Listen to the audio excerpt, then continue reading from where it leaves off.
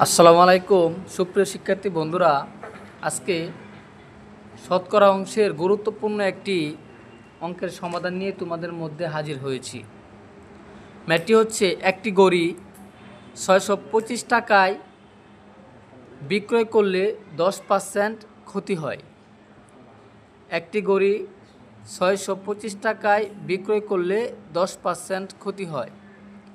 কত টাকায় বিক্রয় করলে 10% লাভ হবে? আচ্ছা, এখানে দুইটা অংশ। একটা হচ্ছে এত টাকা দিয়ে একটা জিনিস তুমি বিক্রয় করলা, এত টাকা একটা জিনিস বিক্রয় করলে তোমার 10% কী হয়েছে? ক্ষতি হয়েছে।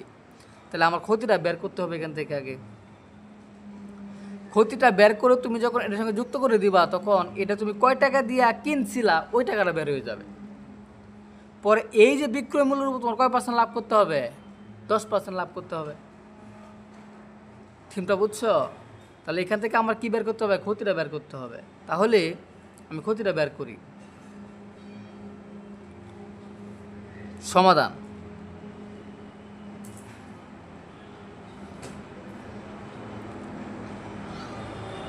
10% ক্ষতির কথার মানে হচ্ছে 10% ক্ষতি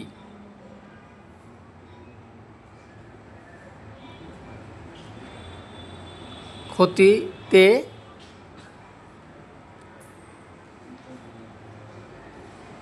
ক্রয় মূল্য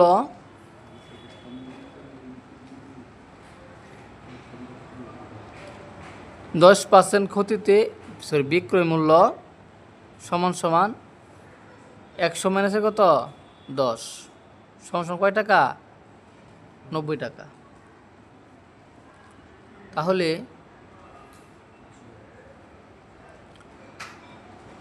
100 টাকায় ক্ষতি হয় সমান 10 টাকা। 1 টাকায় ক্ষতি হয় সমান 100 ভাগের 10 টাকা। সুতরাং এই যে 625 টাকা ছিল, 625 টাকা কয় টাকা খরচ হয়? তার মানে 100 ভাগের 10 গুণন 625। তাহলে কাটাকাটি করো, কাটাকাটি করলে কত হয় দেখো তো? 10 দশে কত? 100। 10 দশে 100। এখন এটা দিয়ে কাটো, এটা দিয়ে কাটলে কত হয়?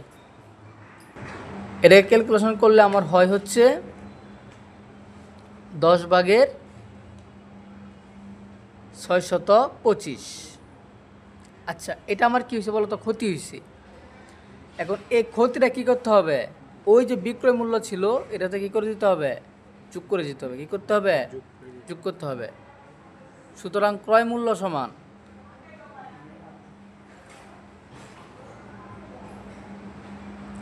ক্রয় মূল্য সমান 625 প্লাস 10 ভাগের 625, এত টাকা। এখন এটার মানে হচ্ছে 62.5। 625 প্লাস এটার মানে হচ্ছে 62.5, 10 দিয়ে ভাগ করলে। এখন 625-এর সঙ্গে 62 যোগ করলে কত হয়?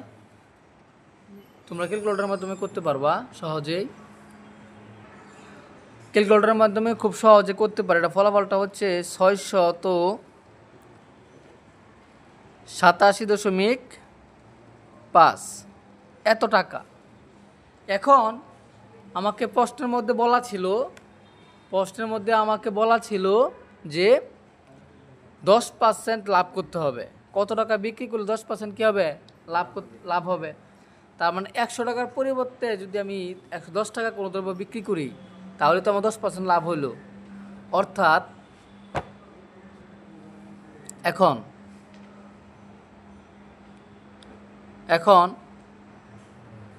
100 টাকার পরিবর্তে 100 টাকার বিক্রি করতে হবে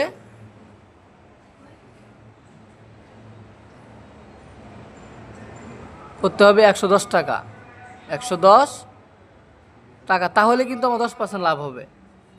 সুতরাং 1 টাকার পরিবর্তে বিক্রি করতে হবে 100 ভাগের 110 টাকা।